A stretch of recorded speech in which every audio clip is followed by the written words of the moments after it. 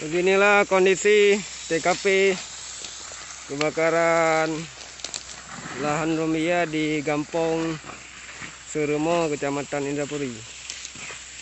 Untuk saat ini tim sedang melaksanakan pemadaman supaya tidak merambat lagi api ke titik-titik lain, karena untuk area terbakar sangat padat sebagai pohon Rumianya sangat padat.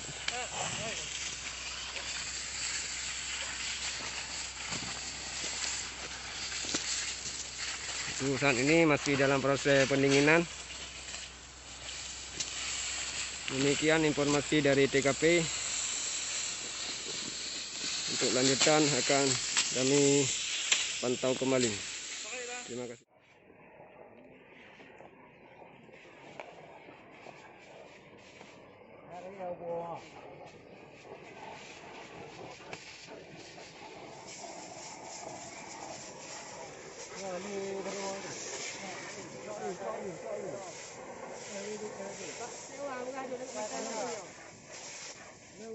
Mama, mama,